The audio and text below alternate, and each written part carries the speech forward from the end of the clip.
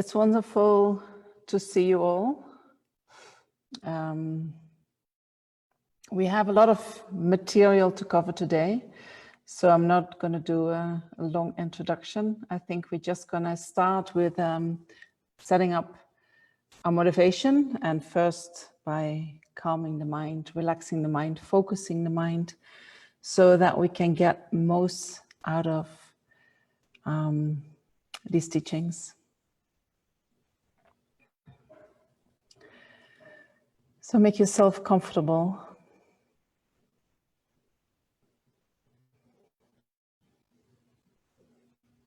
Comfortable, and at the same time, it is awake, alert. And so what is of help to generate such a mind is that we have a straight back. Straight in the sense that we put all the vertebrae on top of each other. That helps us to stay awake, to stay alert. And then we do that in a way that we can relax all the muscles of the shoulders, along the vertebrae, along the spine.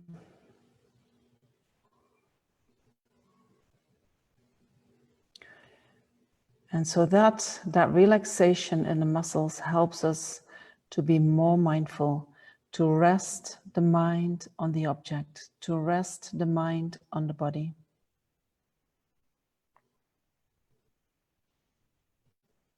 If we are very tense, the mind has a tendency to be distracted. So by relaxing the body, we support the practice of mindfulness.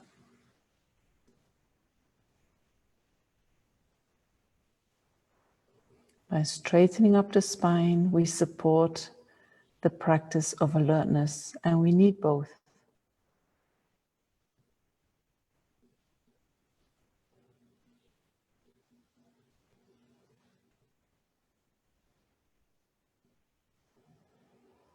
And so when we have a straight spine like this,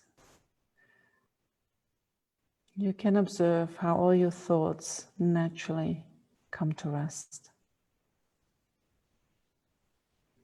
Your mind is with the body or with your breath.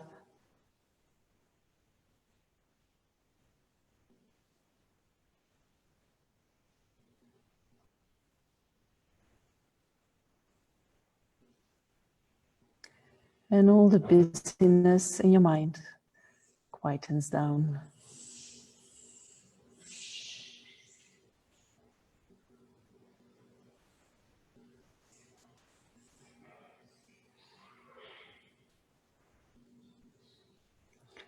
And then we set up a positive motivation for listening, reflecting, and meditating today.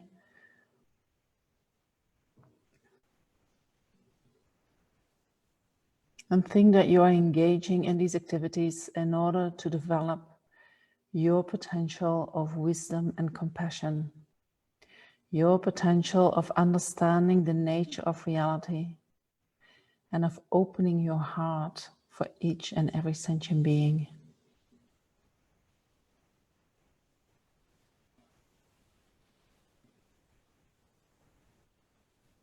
Because you understand that this state of mind, if we would achieve that, we would experience perfect happiness, the happiness of an enlightened mind, the happiness of a mind that is fully awake.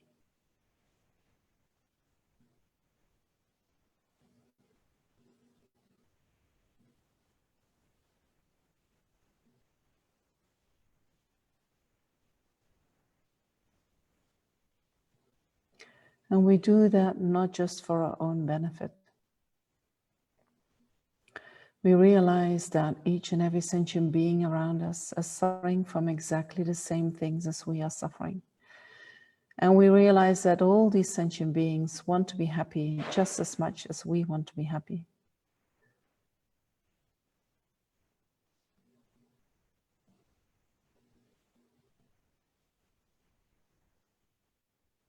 These sentient beings are our fathers, our mothers, our brothers, our sisters, our relatives, our friends.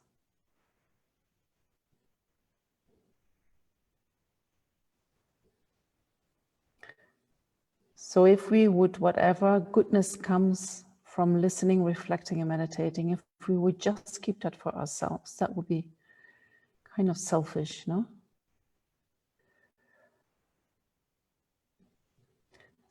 So try to think that whatever benefit is going to come, whatever wisdom you develop, whatever compassion you develop and dependence on these teachings, you're going to use that for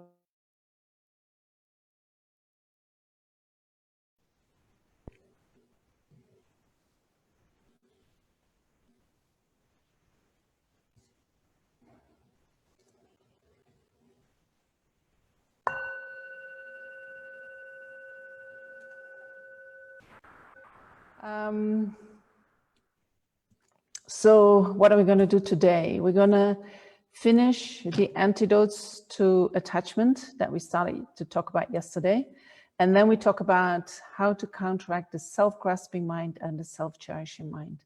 That is a lot of information. I could talk 10 days about that in 1 hour. So I'm going to try to give you the essence. And then I would advise you to listen to other teachings that go more into detail, or sign up for a following course where these topics get discussed more in depth. So far in terms of what can we do with our situation, where we suffer, where we experience problems, where we do not feel as happy as we would like to feel. So we start talking about what can we do about that. And we have spoken about that in order to stop the suffering of pain, we have to stop creating the causes for that. And the causes for that are harmful actions of body, speech, and mind. And then we also spoke about the causes for happiness. How do we create that? By engaging, first of all, abstaining from the harmful actions is already a positive action. But then if we also engage in actions that are benefit to others, we create causes for happiness all the time. So then we also spoke about how when delusions arise in the mind, because that is what we deal with on a day-to-day basis, isn't it? They are there all the time. What do we do with that? So we spoke about general antidotes that you can apply in order to lessen the delusions. And now we speak about specific antidotes to specific delusions. So yesterday we spoke about the antidotes to anger, which is that we first contemplate the disadvantages of anger, how destructive it is, and that we damage our own body, maybe the body of others, relationships, goods. You know, anger is a very destructive emotion. And so thinking about how destructive it is, you maybe realize, I shouldn't go there. You know, don't follow your anger. And then we also spoke about practicing the antidotes to anger, which are patience and loving kindness. And then we started with talking about attachment, and we already discussed the nature of attachment, which is that it never brings satisfaction. It is dissatisfactory by nature, which means that when we follow our attachment in order to get something or somebody, whatever is in the world, there is always something missing. You know, the happiness that we experience, independence on what we get, is never complete, it's never perfect. Also, following your desire, you know, whether we have the object of a desire or we don't have the object of desire, it is both in the nature of suffering. Because each and every object, each and every person in this world comes in a package. It always comes with a package of problems, right? When we have a life with children, we experience the problems of having children. When we have a life without children, we experience the problems that come with having no children. When we live life with a partner, that comes with the problems of having a partner. When we do not have a partner, we experience the problems of not having a partner. And we can apply that to everything. You know, problems are part of samsara. Problems are part of life. They can come with anything. And they do not so much depend upon us having or not having the object, or being or not being with the person, but it is more independence on our mind, whether or not we experience problems, or how much problems we experience. Following desire itself is suffering. When there is a lot of desire in the mind, it's suffering, you know, because that mind is chasing. I want something. And by doing that, we constantly create causes for more suffering. We are causes to be reborn again and again and again in any of the 6 realms, not necessarily as a human being, depending on our actions. So yesterday I compared it with having a skin disease. That's not actually my comparison. That comes out of a book, Lamren book. So I don't want to take any credits for that. So there it is compared with having a skin disease that is itching. And so following attachment is that we constantly itch, scratch, you know, and then the itching goes a little bit away and then it starts again and we have to scratch again. So we have to keep engaging. Following our attachment, we have to keep engaging in getting things, in having things, in order to experience the pleasure that is connected to them. But we never will be without that skin disease, where we do not have to scratch and where we have a total peaceful mind, right? So better to find ways to get rid of that skin disease instead of having to scratch all the time. And so then the last thing that I mentioned is that when we follow desire, our life becomes or is empty, meaningless, you know. You chase all these things that look like if you have them, they're going to make you happy. And then you might find yourself at a certain moment in a place where you have the house, you have the partner, you have the kids, you have the car, you have everything that you thought was needed to have a happy life. And inside you feel it's empty. You know, it doesn't mean anything. It doesn't mean anything having this or not having this. So knowing that this is the nature of attachment, the better you can see that and recognize in yourself and in your mind and what it does to your mind, that knowledge, that understanding is an antidote to attachment.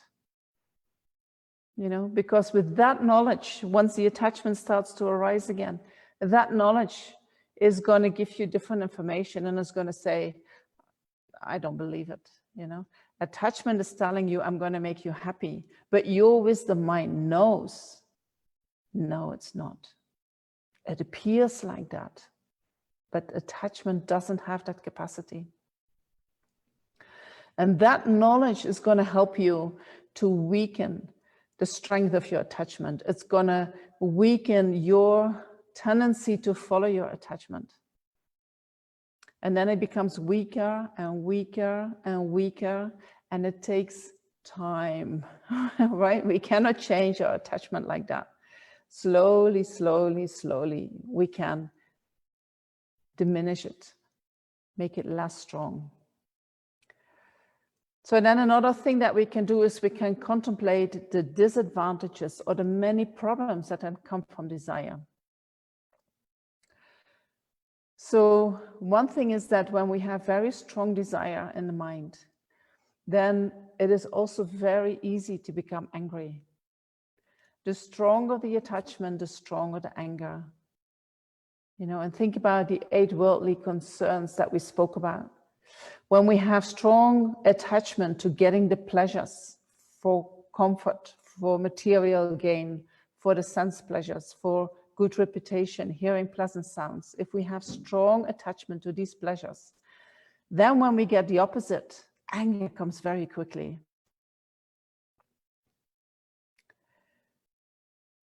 Also, you know, jealousy, pride, all based on attachment. The stronger the attachment, the stronger any of the delusions. Also, when we have strong attachment, you know, it leads to addiction. And 30 years ago, we would think about addiction to alcohol, addiction to drugs. But nowadays, if you see what people are all addicted to, and it is so easy to get addicted, and it is so difficult to turn the mind away from addiction. And so if you experience some kind of addiction, see how unhappy the mind becomes, how uncontrolled, how obsessed with whatever you are addicted to. You know, we're all addicted to social media. And then when the internet doesn't work for 1 hour, for 1 day, we go crazy, you know, where is my internet? It should work. How is this possible? And we feel like I'm missing something. I need this connection with my internet. I need to be on social media, right? That is an addiction that is driven by attachment.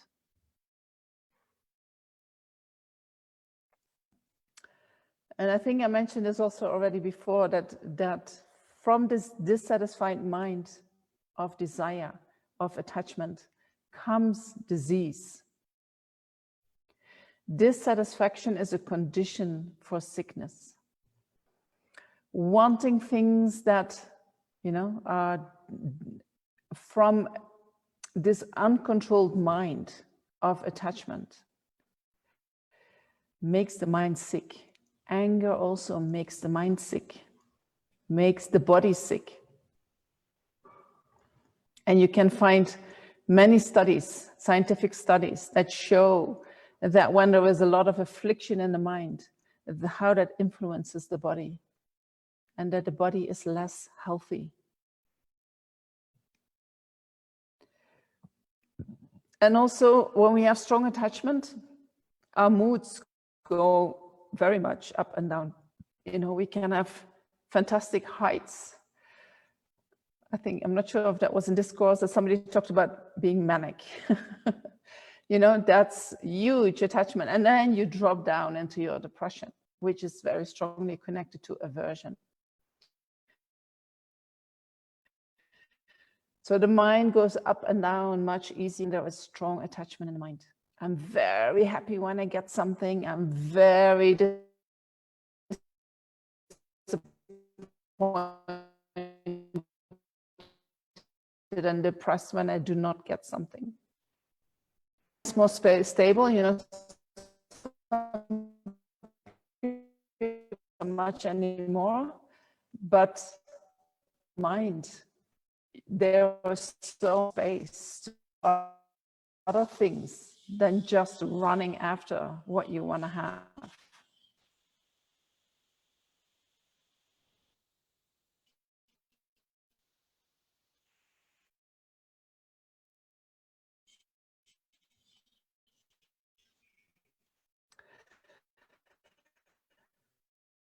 And so one other attachment was get from a past, and also doesn't remove the problems, right? Back. Let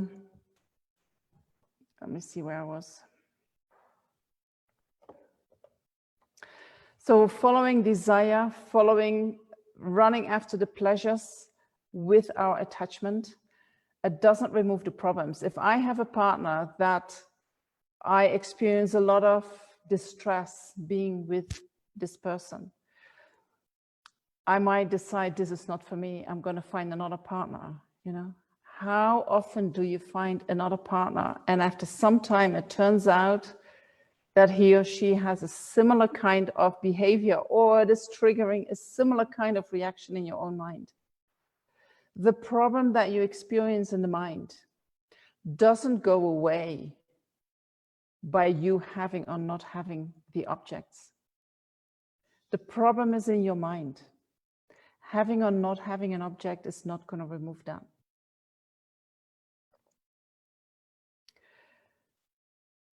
When we have less attachment in the mind, so then what you can contemplate the advantages of having less attachment. If we have a little desire for the four positive things that give us pleasure, like the material things, the comfort, etc., then not having these will not be a problem. If there is no desire, then getting the opposite is also not a problem. Right? Having wealth is not a problem.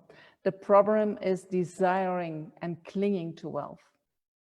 Having or not having a friend is not a problem, but the mind clinging to the friend,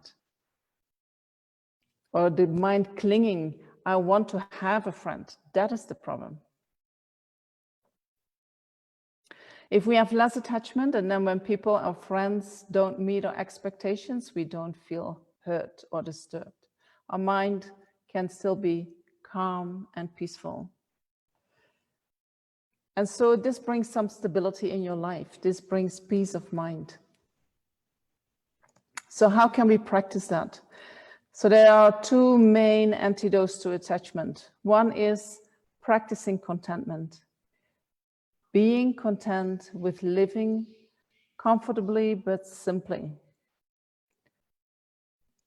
Not having many objects that you need to worry about. You know, but at the same time, comfort is important. So if you can set yourself up in a simple way with the minimum things that you need, you know, then the mind stays calm and focused.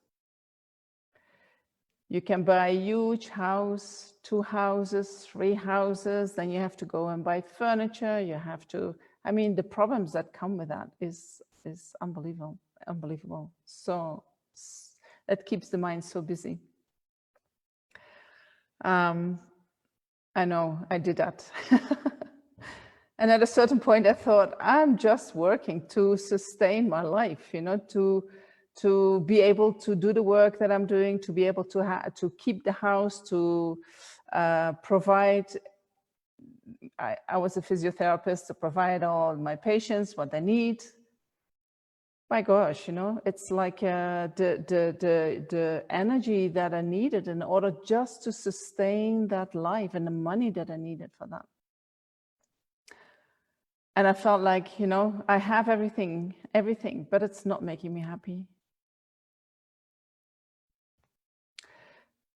But that's personal, you know, you need to get to that point yourself. You do not have to do that because somebody else tells you that. But you can reflect on it. And so the second antidote to attachment is that you reflect on impermanence. Impermanence of the things that you are attached to, the impermanence of your experience, you know. We want something to have that moment of pleasure.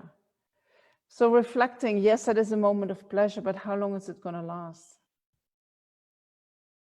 And if you have an addiction, you know, for instance, to chocolate, you have a piece and you taste it and you have this little bit of pleasure, and then the pleasure is gone, and then you think, I want another piece, and I want another piece.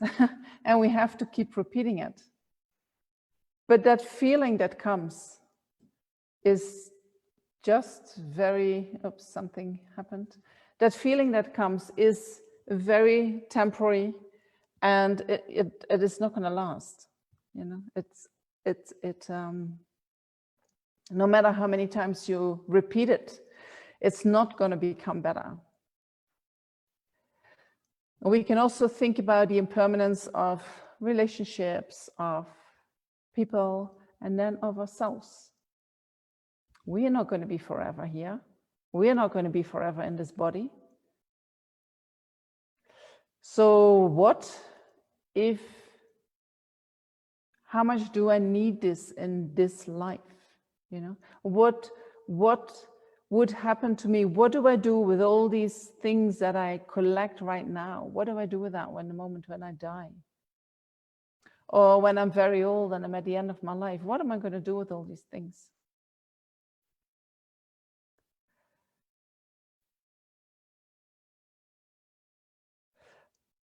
What can I take with me? And so when you think about your own impermanence,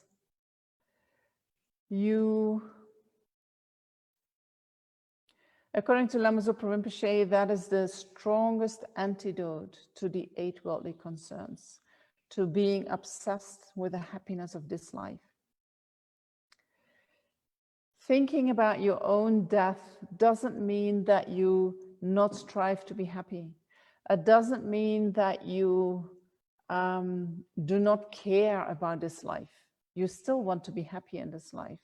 But when you think about your own impermanence, that you're going to die one day, then the way you strive for happiness becomes very different. Once you realize the impermanence of your own being, your attachment to this life naturally becomes less strong. And then you don't have to think, oh, I shouldn't be attached. It's so bad, you know. You don't have to think like that. When you think about that your life will end one day, your attachment to this life naturally becomes less. Then you naturally start to feel what is really important to you in this life. And you start to engage with that. And so you let go of that temporary happiness. You know, attachment is quite a erratic energy that can make the mind really crazy. But you can go to more meaningful activities that give a much more satisfaction,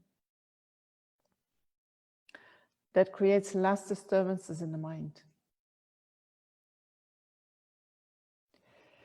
And we can also think about impermanence in terms of subtle impermanence, that things are changing moment to moment. Things are changing all the time. So therefore there is nothing to hold on to. You know, that helps to bring the mind in the present moment.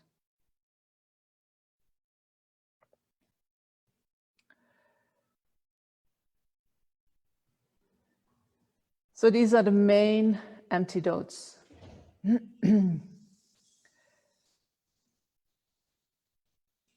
When there are objects or persons that trigger your delusions strongly, it might be better for you and for your mind to keep some distance for a while, right? In order to lessen the delusions. Don't go close. You know, we know that when we suffer from addiction, we need to create an environment where that object of our addiction is not there. Right? If you cannot stop eating chocolate, it's best not to buy any chocolate and put it in your home. Stay away from the object that is causing great disturbances in your mind until you train your mind better. And then you see how much you can allow these objects or these persons into your life.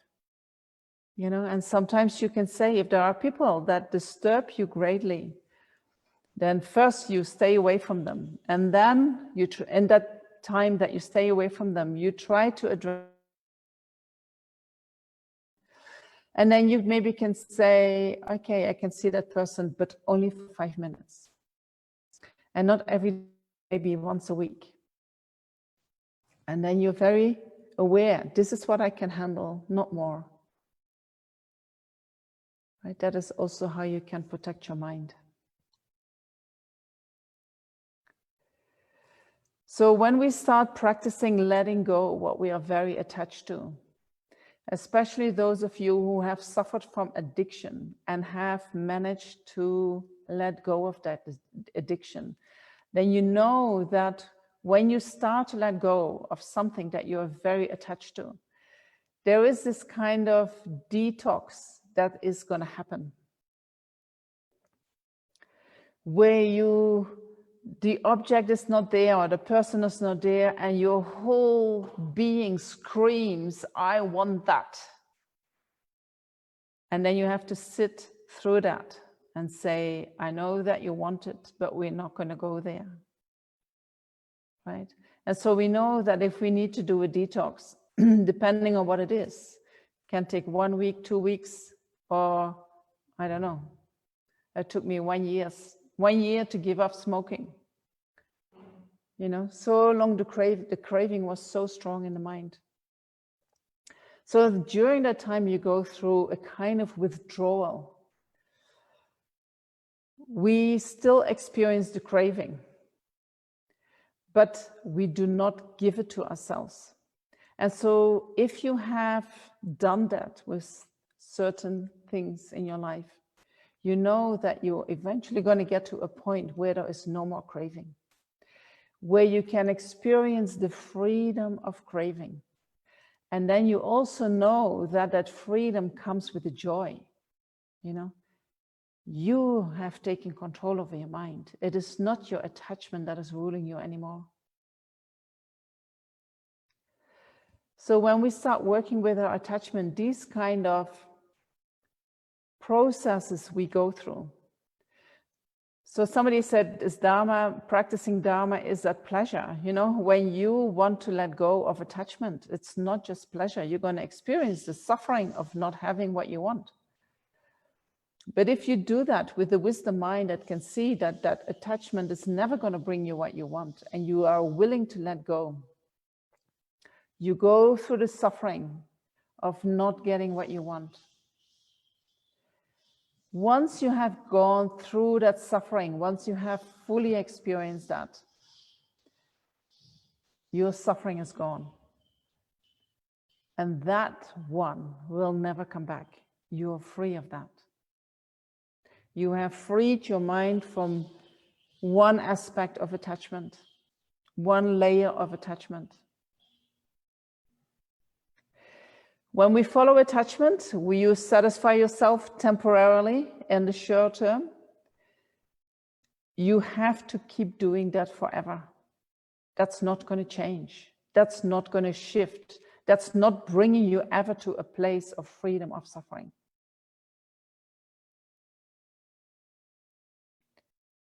Can you see that? That there is a difference following your attachment or letting go your attachment. Both come with suffering.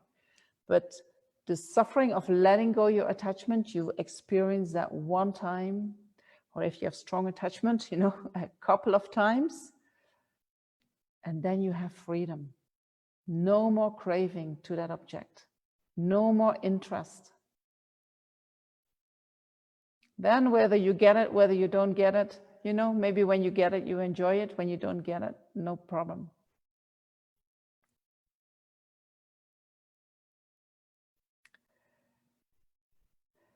When you are with the suffering of withdrawal, you know, for instance, you have a lot of anxiety or you have strong depression, and instead of following it or running away from it, you say, I'm going to sit with it. I'm going to feel what it is. I'm going to try to nourish myself in a way that my mind calms down, you know. This is very hard work. You take on the suffering that has been arising in your mind. And taking that on can be exhausting, you know, so take care of yourself when you do that. Be kind to yourself, be gentle with yourself. Rest when you need to rest. But at the same time, know that there is nothing better to do with your life than that.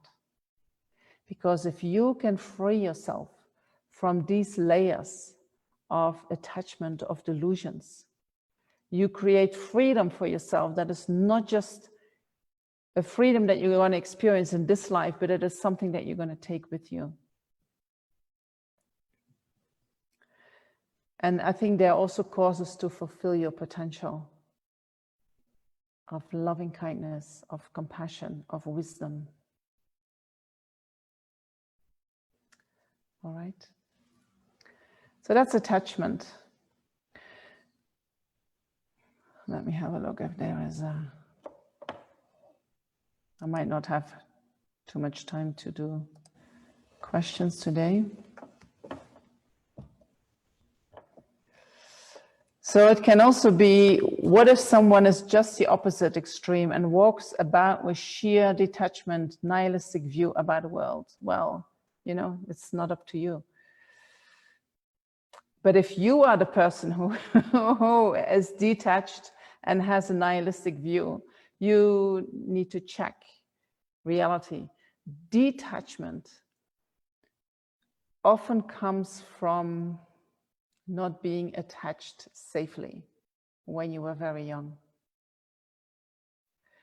So then you would have to go back to that and then first make sure that you have safe, that you find some way to create safe attachment for yourself. And then you heal that trauma. And then maybe it shows that you have a lot of attachment. And then you start applying the antidotes, as we just talked about. So then, what is the root of our attachment? The root is our self-grasping mind. The mind that grasps at a self in a way that it doesn't exist in actuality.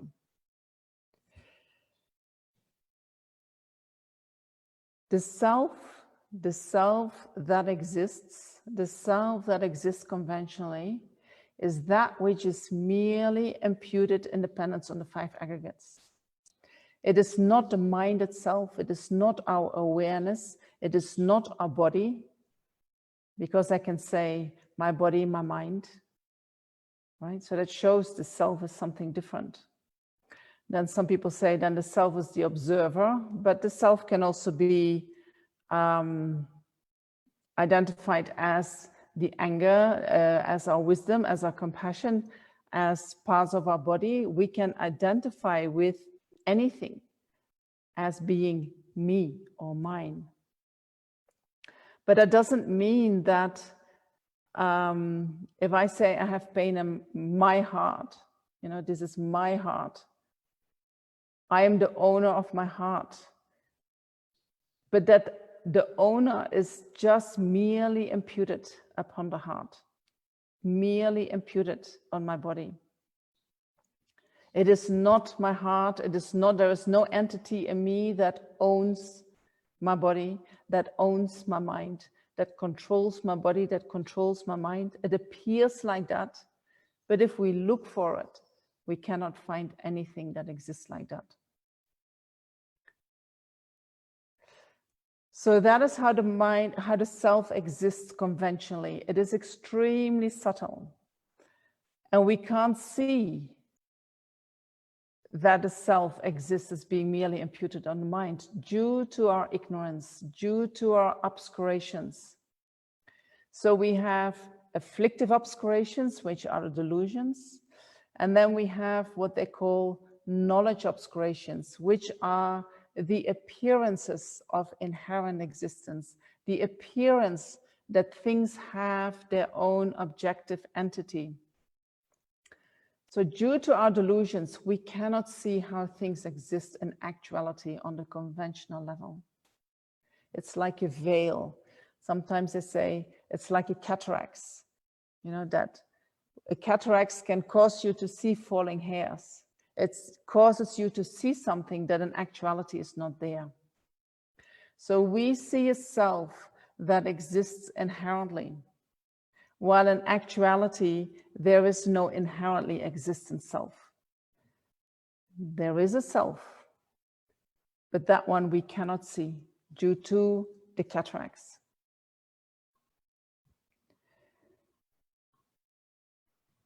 So what we do, that inherent existence, is something that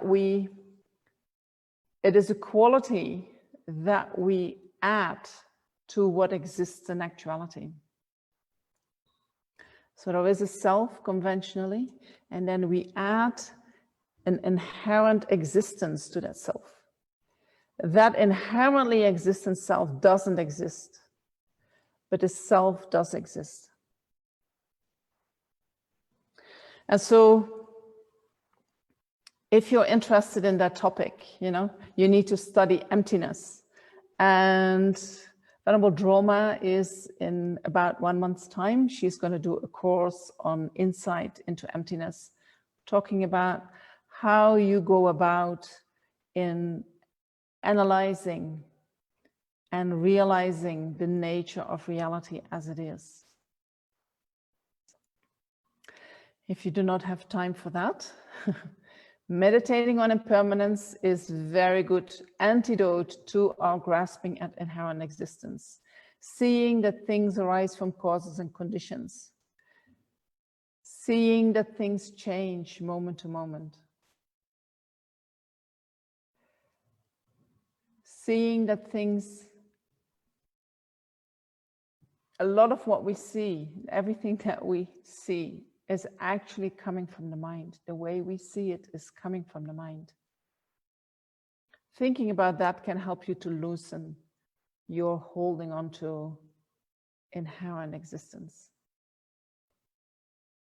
All right?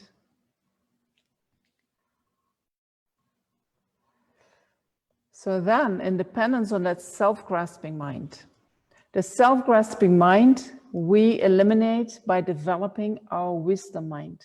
We eliminate the self-grasping mind by generating a wisdom mind that directly opposes inherent existence. We develop a mind that realizes the lack of inherent existence.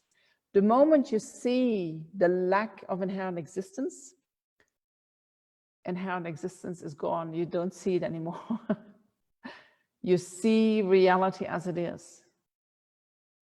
And you realize that what you thought was true in actuality is not true, is false, is deceptive.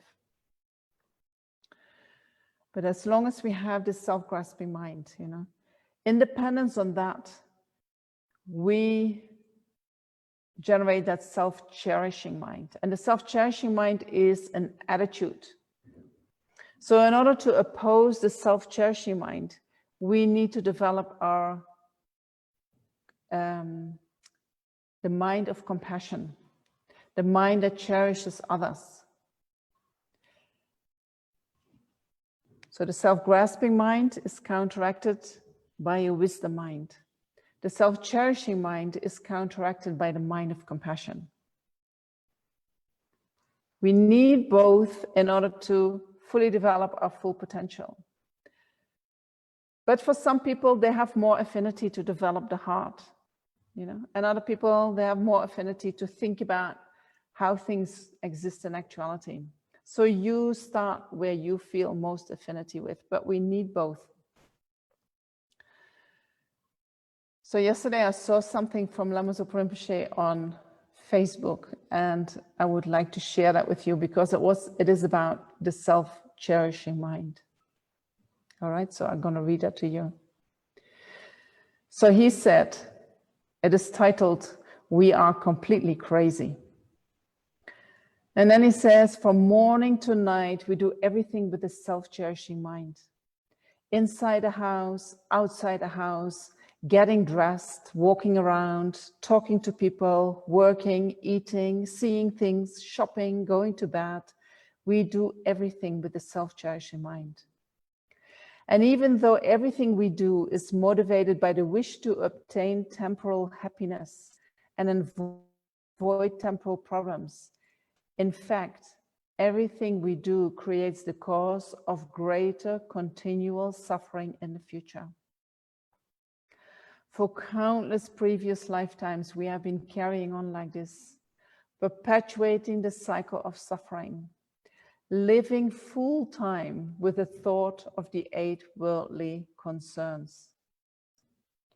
Unless we break this cycle, we will continue like this, doing the same thing on, endlessly. Because we are using entirely the wrong methods to deal with our immediate worldly problems. We are forever creating the causes of much greater suffering for ourselves. Really, we are crazy, completely crazy.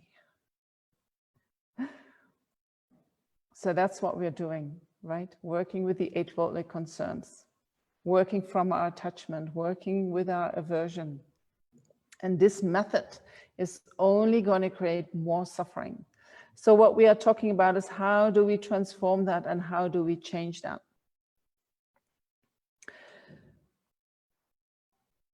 So if we want to develop the mind that cherishes others, how do we do that?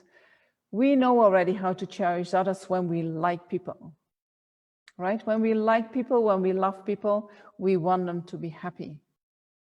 We want them to be free of suffering, and we are willing to put energy into that. Especially when you're a mother, you know, when you have children. You want your children so to be free from suffering. If they are suffering from a kind of disease, you are willing to take on the disease. Let me be sick, but not my child. And you want them so to be happy that no matter what they wish for, you know, even if it is temporarily happiness, you are willing to work for that. You are willing to get up in the middle of the night and bring your child a glass of warm milk if it wants that. As a mother, you do that for your child. So that attitude, when you do that, you know that that makes you feel good, right? You do it naturally, and it makes you feel good. And we can do that for those that are very close to us, but it is more difficult if it is about strangers. And it is even more difficult if we are with people that are hurting us, have been harming us. You know, then we are not really willing to put any effort in helping them, in giving them what they want, in being willing to take on their suffering. So our mind is biased at the moment.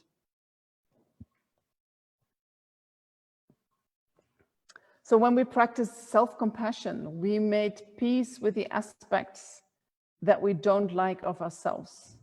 And we did that by taking on the unpleasant feelings that are the foundation of what we do not like. And I hope you remember, you know, we took that on.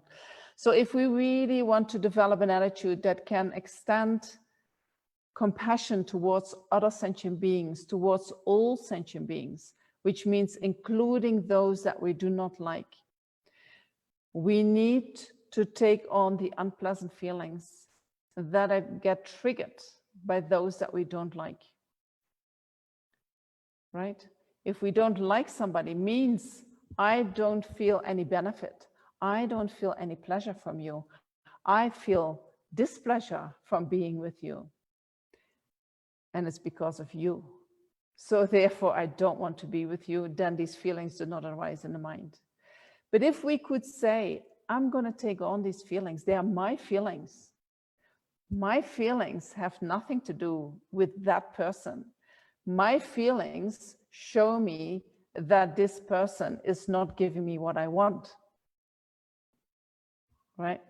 So what I'm going to do is I'm going to take on these feelings. And I'm not going to make the other person responsible for me feeling like this. That's the first thing we can do. Once we take responsibility for these feelings, we will be much more able to accept sentient beings as they are. First, we need to accept them. And then we can see if we can generate a mind that sees them as your friend. You know, His Holiness, when he meets new people, he says, it's like I see an old friend. And he sees that with everyone. And so when he meets with you and he sees you as an old friend, you feel so loved. You know, that can be a life-changing moment, being totally accepted and loved for who you are. But in order to develop that capacity, we need equanimity in our mind. And in order to develop equanimity, we need to apply reasoning. That doesn't come naturally. It won't develop independence on an emotional mind. So how do we do that? You know, we can look into relationships, how they function at the moment. And we can see that how we engage in relationships, that these relationships depend upon how much benefit we receive from the other person. When we receive a lot of benefit, you know, people love us, they like us, they tell us beautiful things about ourselves, they give us what we want, we have the feeling we have a good relationship with that person. It's about me, and it's self-centered, right? And then when somebody benefits us a lot, I'm quite willing to give back, right? To benefit that other person, because I want that relationship to last. So I give back.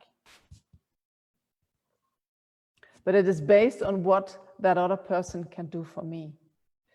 And we can fact check that by imagining a situation where that person stops benefiting us or even starts harming us.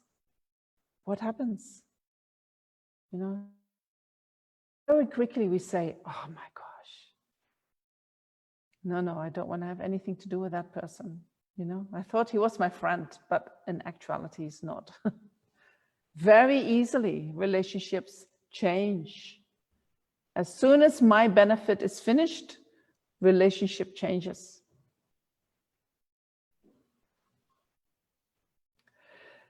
So that makes relationships very changeable, and because I'm focused on my benefit. So how can we change that? By realizing that relationships are so vulnerable, that somebody who is my friend today can easily change into my enemy tomorrow, can become a stranger next week, that strangers can become friends, strangers can become enemies, and enemies can also become friends. There can be situations where someone that I really can't stand, you know, maybe I fall from my bike and there is just this person that I cannot stand, and he is so kind to me and he helps me up and he takes me somewhere where, whatever, you know. Suddenly I see this person in a completely different light and I say, wow, that is actually a very kind person. Wow, I'm so sorry I had such negative thoughts about you, but I now can see what kind of person you are. But it's because that person is benefiting me, right? So it's so easily can it change. Friends, enemies, strangers. So that is very important that you realize that, and that our mind just wants to be with those people who benefit us. Then we need to realize that each and every person, each and every sentient being wants to be happy, wants to be free of suffering. And that all their actions are focused upon that, just as our actions are focused upon that.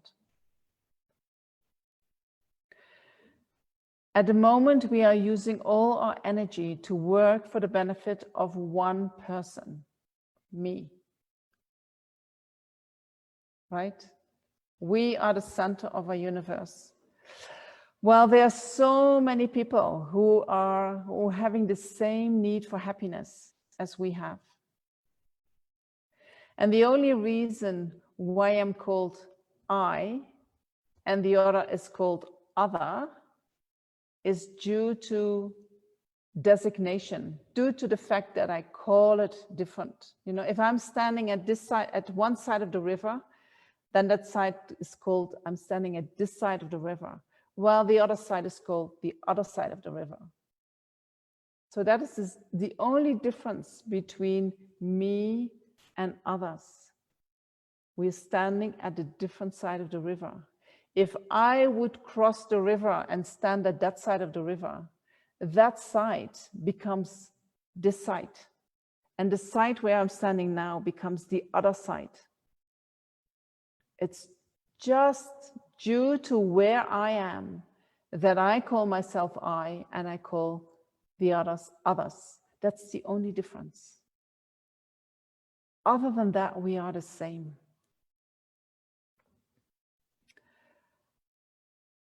So what if I can give up my happiness? What if I can give up my striving for happiness for myself alone, which is the happiness of one sentient being, in order to work for the happiness of all other sentient beings? My actions will become so much more powerful. My actions will become so much more beneficial. So many people would become happy due to maybe a similar action of what I'm doing. It's just that I'm not doing it for me, but I'm doing it for all other sentient beings. So one practice that we are doing to develop this mind is the practice of tonglen, or which is called the practice of taking and giving. And it is based on exchanging self for others, on the realization, just as I want to be free from suffering, all sentient beings want to be free from suffering. And instead of focusing on myself wanting to be free from suffering and reacting with aversion, we're going to think that we're going to free all sentient beings from their suffering by taking on the suffering of all others. Right? So if I'm suffering, suffering arises in the mind, aversion follows straight away when I'm focused upon myself. And instead of focusing on that, on myself, I'm going to think, I'm not the only person who is suffering. So many sentient beings suffering from exactly the same. What if my experiencing this suffering is going to be a tool for me to remember their suffering, and I'm going to take on their suffering? I first take on my own suffering, and we practice that when we practice self-compassion. And then I'm also going to take on their suffering, that me experiencing this might free all of them from suffering. And then we can visualize that suffering coming to us in the form of black smoke, and we can visualize that it is cracking the rock at our heart, which symbolizes a self-cherishing mind, and that it can crack open, opening our heart for others.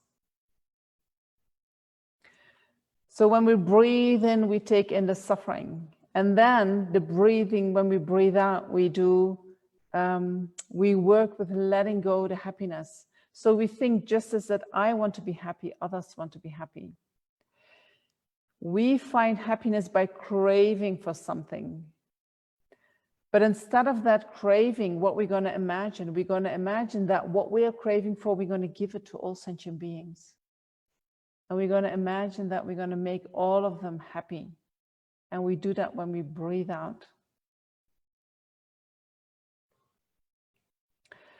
So in order to develop love and compassion, we need to see that we have a connection with others. We need to see that others have been kind to us, and having a wish to repay that kindness.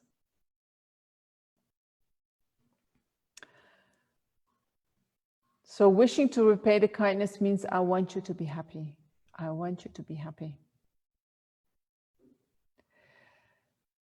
So we'll finish today with a meditation on tonglen. I will do a few questions, and then we'll finish with a meditation on tonglen, where we can practice this. This is a very broad topic. I have to do it in 10 minutes. How to change the attitude from cherishing ourselves into an attitude that is cherishing others. If you want to know more about it, Venerable Droma is going to do, in the next few days starting, a course on a kind of introductory course on Buddhism, and then a course that goes deeper into Buddhism, where you can learn all these concepts, and also how to develop the mind that wishes to cherish others. And after that, so that is next month, I'll do a course on developing the fearless heart. And there we go really in depth how we develop that in our own mind, and all the problems, all the obstacles that we meet while trying to develop that mind.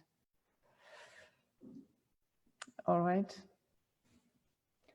That's a very important issue, you know, changing the attitude.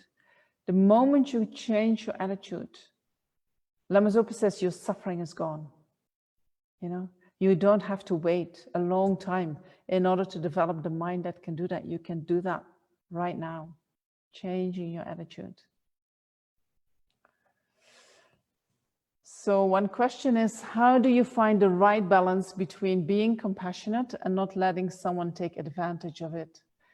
What if you are the person who someone felt triggered by, and because they felt like you were not benefiting them anymore, what do you do if someone makes you feel like you are too much to handle, even though you are putting in the work on your mind? These are many questions, no? So how do you find the right balance between compassionate and not letting someone take any advantage of it?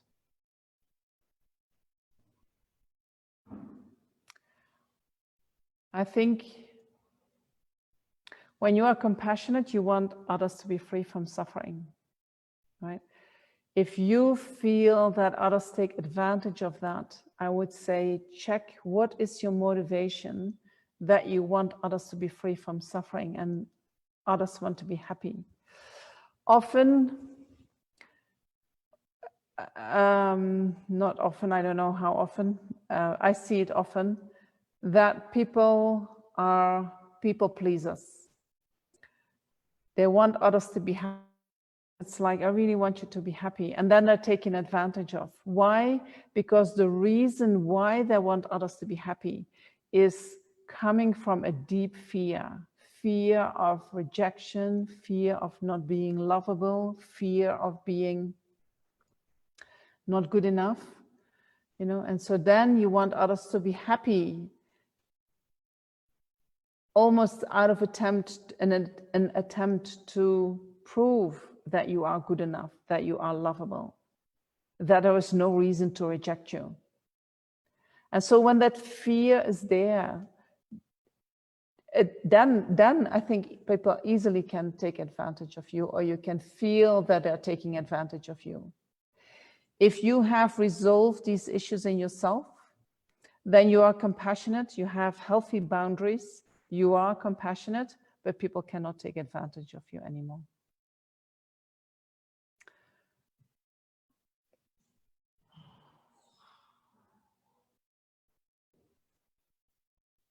Okay, so then the next question is, can equanimity be truly developed through a cognitive or intellectual discussion? As many times we logically understand that our addictions, attachment are wrong. I wouldn't say wrong, I would say cause you suffering. But it does not change the habits, you know? So we need to tackle the problem on different minds. And I think equanimity doesn't come about in dependence on emotions. Equanimity comes about in understanding that all sentient beings are the same as we are. Maybe you're talking about a different equanimity. Are you talking about an equanimity in which your mind doesn't have a preference for one thing or the other? You know, in order to get to that mind, you first need to see, with your mist of mind that your attachment is unhealthy, that your attachment is the thing that is killing you. And it can take a long time to really see that. You have to apply your wisdom mind again and again and again and again. And then you have to sit with that. You can meditate on it. You can visualize yourself being free of that addiction. You can wonder what would I be without my addiction? You know, sometimes it might be the only thing that gives value to our life. If that's the case, you're not going to let go of that addiction. So you have to dig deep in your mind. Wisdom is not just intellectual thinking. Wisdom is thinking on the level of your heart, on the level of your gut. Deep, deep, deep, looking into your own mind. What is it that is driving you? Why do you keep repeating that? It's not just up here. So you need to connect your wisdom, your light, the light of your wisdom with what is actually going on. You shine that light. What is going on? Why am I doing that? And when you start questioning that, you start seeing different aspects of that. And then, you know, some attachment we can easily let go. Some attachment, it feels like I need that in order to survive. You know, and some attachment are so merged with our own personality. That is what we are. You know, letting go of that, then who am I? I don't exist anymore. Attachment, they say, is like oil, you know, in a cloth. It goes through everything in the whole structure. And it is not that we just wash it one time and it is gone. You know, you have to keep washing before it gets out of the whole structure of your cloth.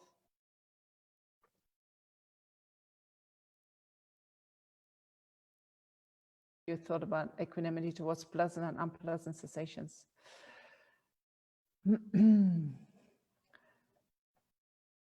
So the fear of not feeling good enough, I would refer you, so there was a question, how can you work with the fear of not being good enough?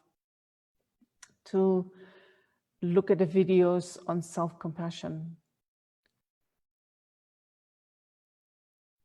And also,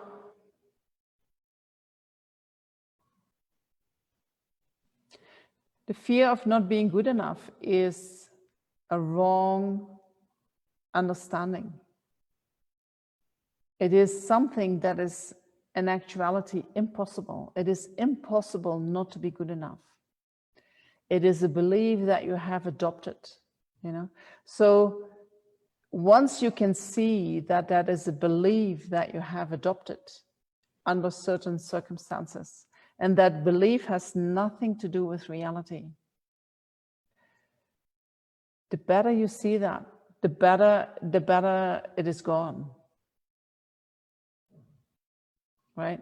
So I would say, don't work with you have to develop the mind that can see that your feeling of not being good enough, or your belief, I'm not good enough, is a belief that is not based on anything. It is based on an experience that you had. But that's it. It has nothing to do with you. Once you see that, you don't have the feeling anymore, and also your fear is gone. So wisdom your wisdom mind, seeing things as they are, seeing things in accordance with reality. When you see things in accordance with reality, fear is gone.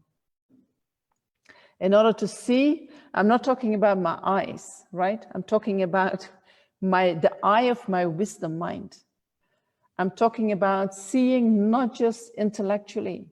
You need to see it so deep in your own psychic. You know, and it can feel, sometimes you feel it in your gut. You need to go and look there and see that what is there, what you're holding on to, is not in accordance with reality.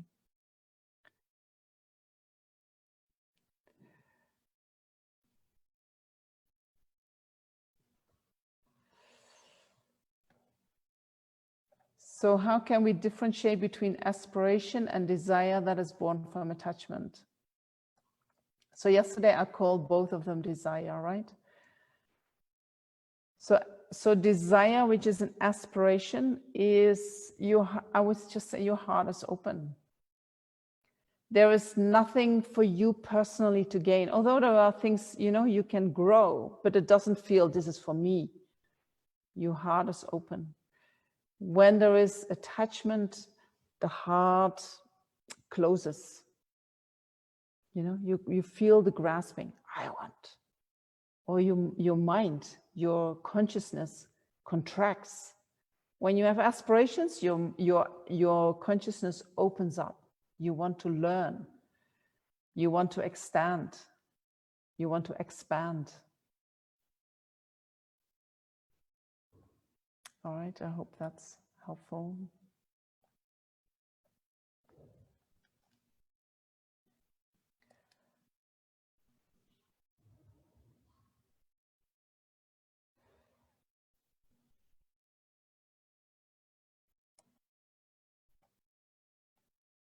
So somebody says, aren't all the difficult people in our life also our greatest teachers, as they teach us to be patient and also develop unconditional love and kindness in our hearts?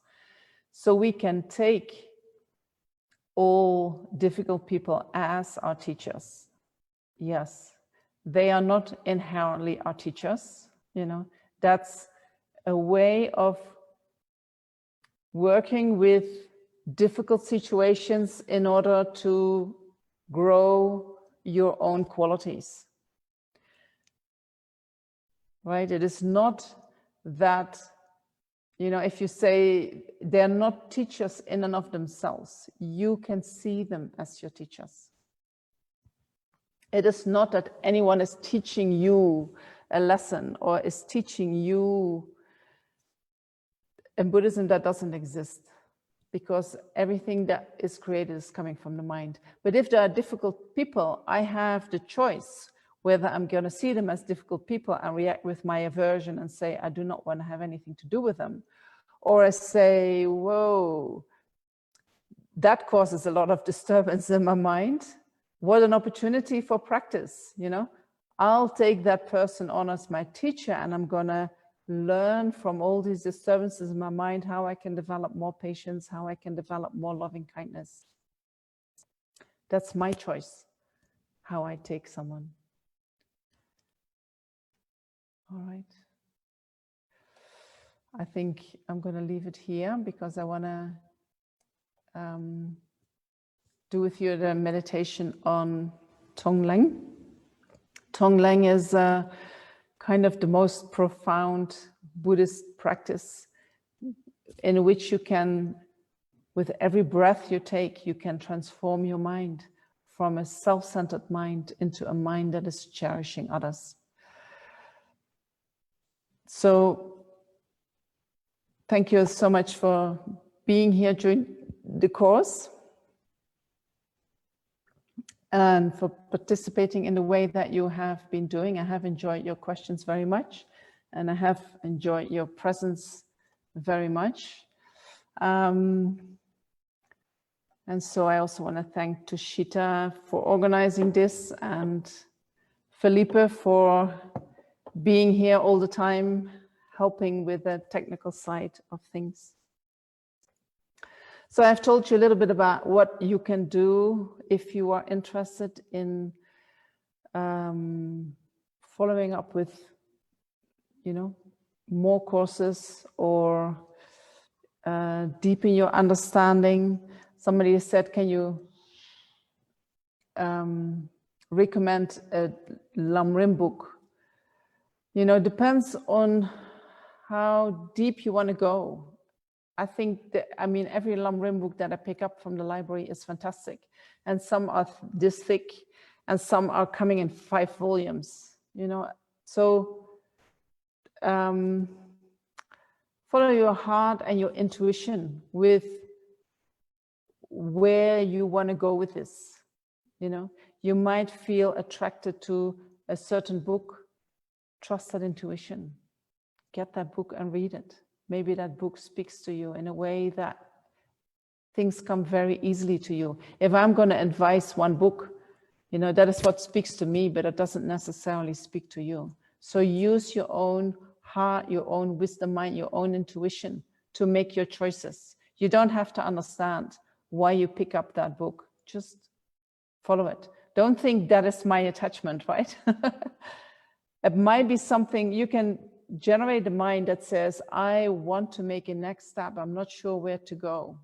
And you sit with that and you, I sometimes say, you put it out to the universe and say, what is the best way for me to go? And then see what comes back to you. It might be that on the internet, some course appears to you and you think, oh, wow, that's nice, you know, follow that. Even if you don't understand what you're doing, follow it because you get more information.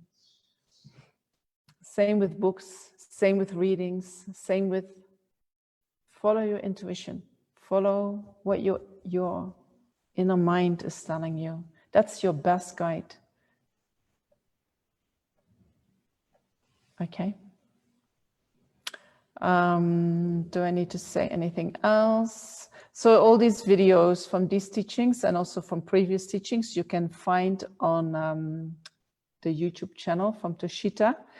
And also I had to start a YouTube channel with going online, so you can put in my name and then my channel comes up. And if you want to stay informed about upcoming teachings from Toshita, go to their website, my teachings. You can go to my website, which is just called lundupjamyang.com, or my Facebook page.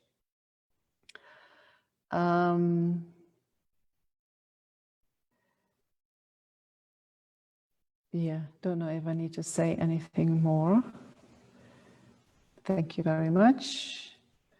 I hear that some people enjoyed the course.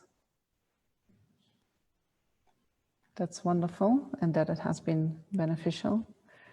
That's the only reason why I'm doing what I'm doing.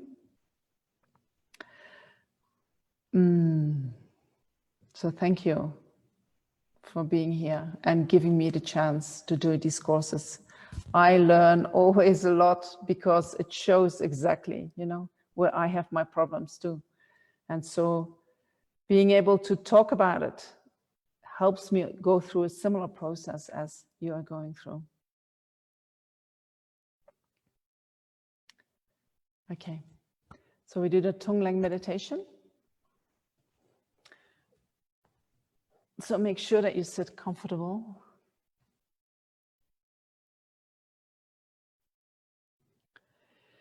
With your back straight.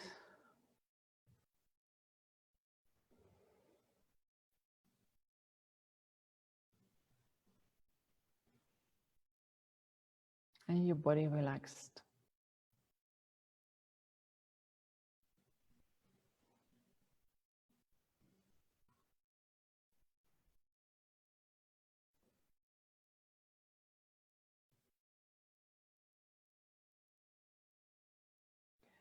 Relax your mind by staying in the present moment.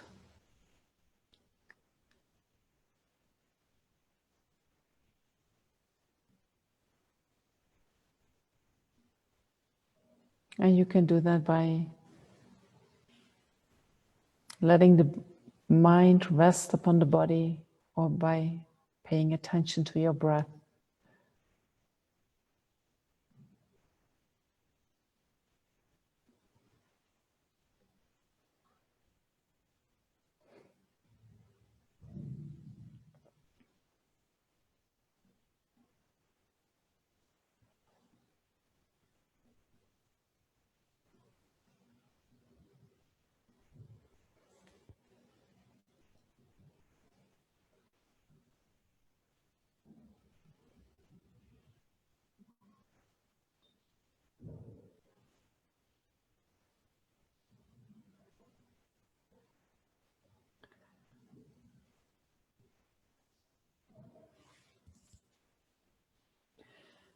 So we begin the practice with doing tonglen with our own problem, like we did 2 days ago.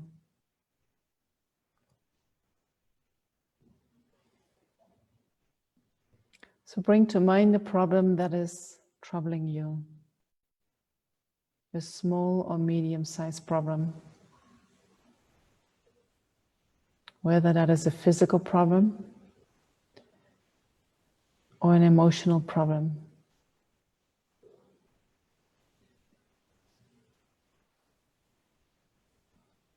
Allow the problem to arise in your mind and see how painful it is. How your mind wants to push it away.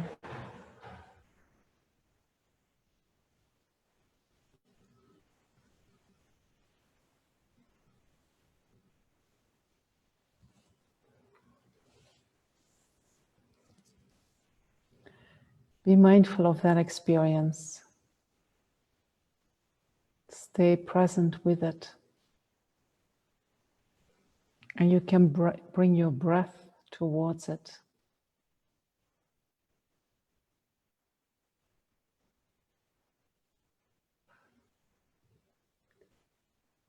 Talk kindly to yourself, as if you're talking to your best friend who is suffering from a similar issue.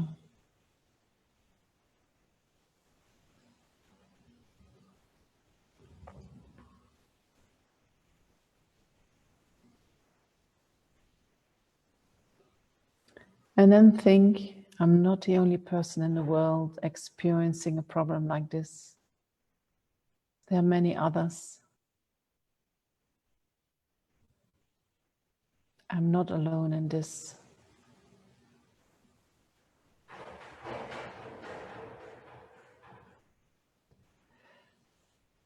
And then decide that you will accept or take on your own experience of this problem, with the compassionate wish that by doing so, all those other people will be free from their suffering.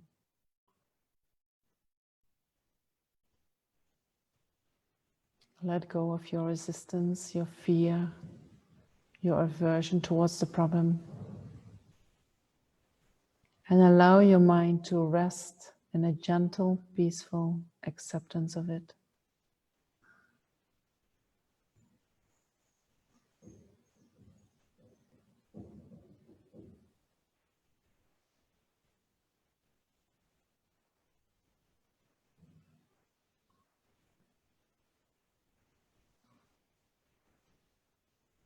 And you can imagine that you breathe in the suffering. That will help you to take it on.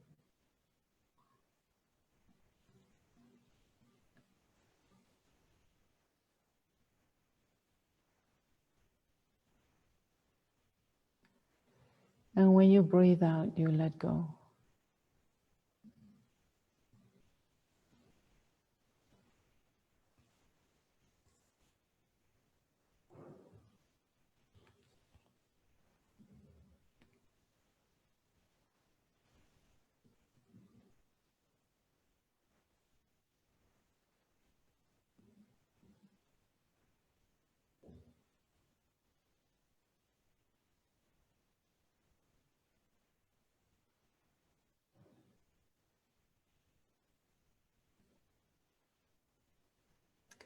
And when your mind has become more peaceful, when your mind has found acceptance of your problem,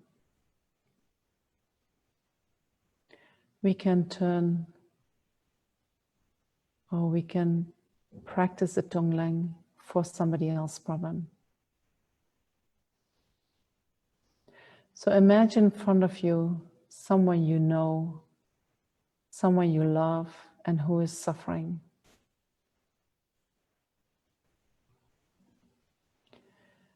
Put yourself in their situation and try to really feel the suffering they are experiencing and how they wish to be free of it.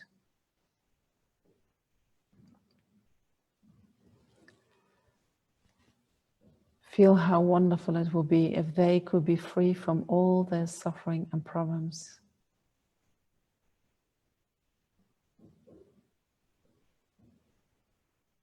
Then generate the courage to take their suffering upon yourself.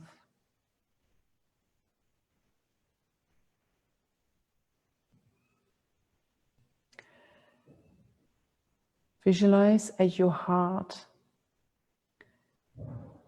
a dark rock which represents your illusions such as your self-centeredness, your anger, attachment, and jealousy.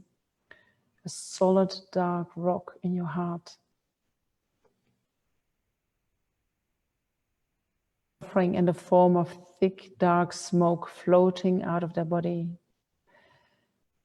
As you inhale, imagine taking this dark smoke of suffering into yourself.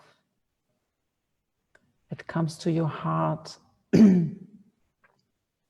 absorbs into the rock of self-centeredness and the delusions, and then destroys that. Both the rock and the suffering, your own and that of the other person, become utterly non-existent.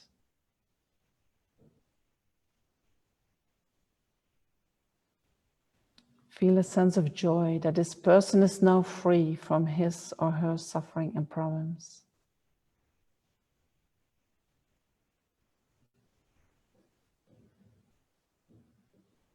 And when you exhale, you breathe out your happiness, your positive qualities and merit in the form of bright light.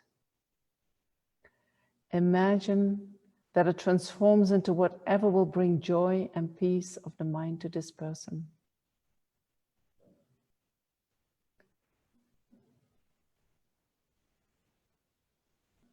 It can be material things, love and friendship, inner qualities such as love, compassion, courage, and equanimity.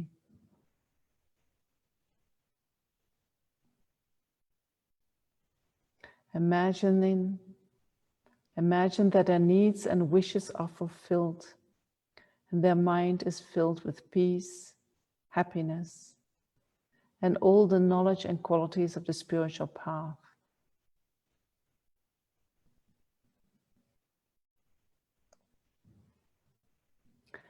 Let your mind rest for some time in a feeling of joyfulness that you have been able to help your loved one in this way.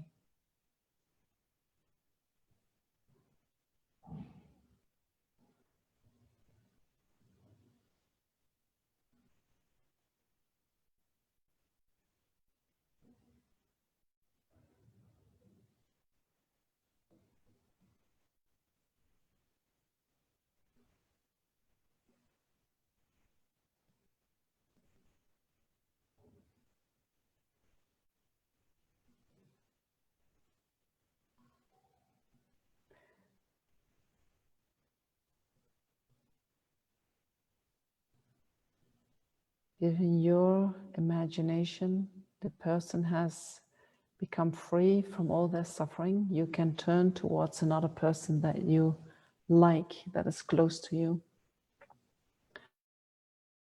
And if you have the feeling the person is not yet free of focusing on that person.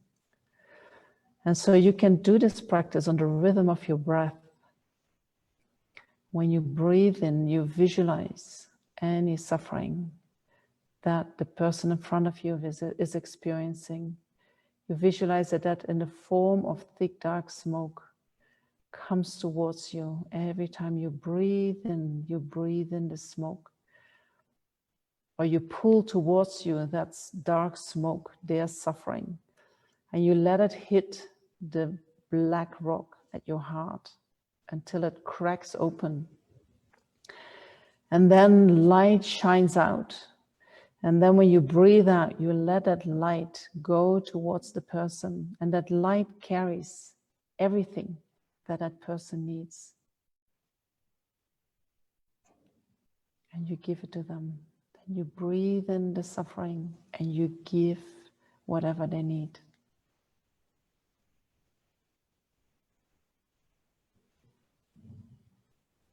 So try to train that on the rhythm of your breath.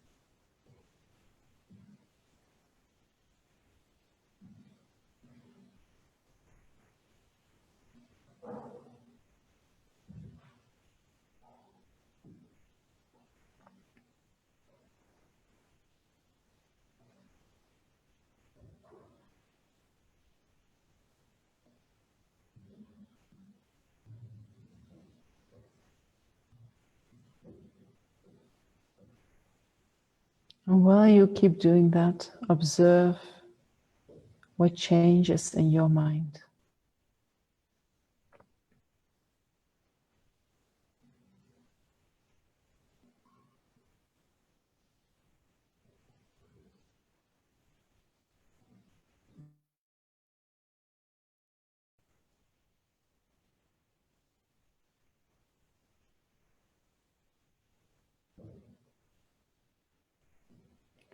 Maybe your confidence increases. Maybe your courage increases.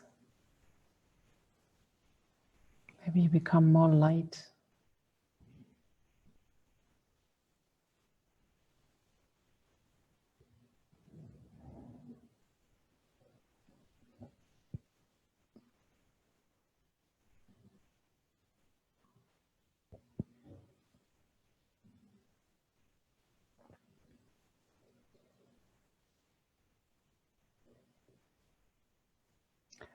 And maybe you feel very joyous because you can do this.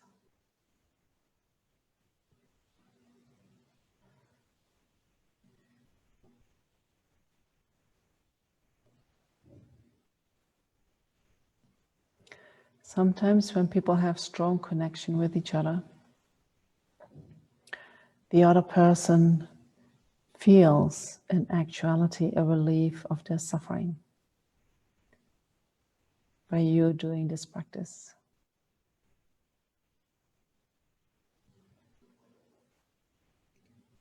But the main benefit is for your mind.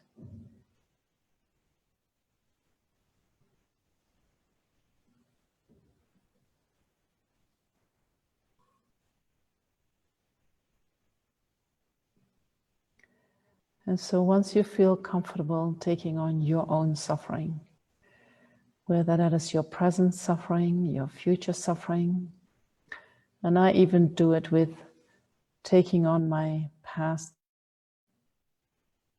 then you go to those that you love, you take on their suffering. And when you feel comfortable doing that, you take on the suffering of strangers, those that you know that are suffering.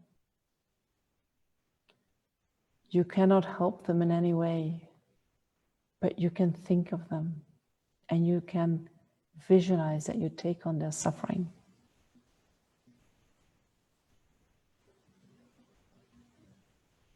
And once you feel comfortable doing that, you can even do it with those that you do not like. Seeing their suffering, then taking it on. That is very empowering for yourself when you can do that.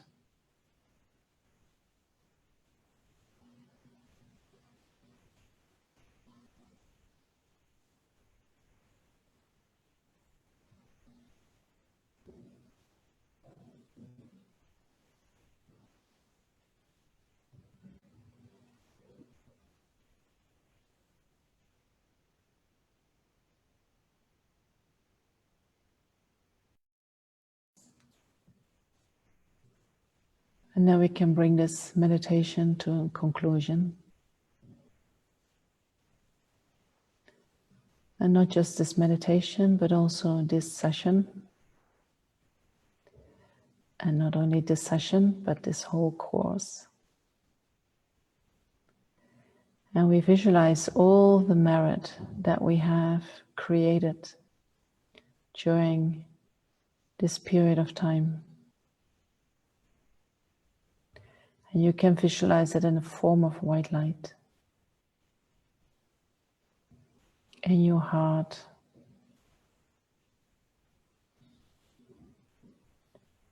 And then when we dedicate that for the well-being and happiness of all sentient beings, you can visualize that that white light goes out through your crown and spreads in all the directions, touching each and every sentient being, bringing them happiness and well-being.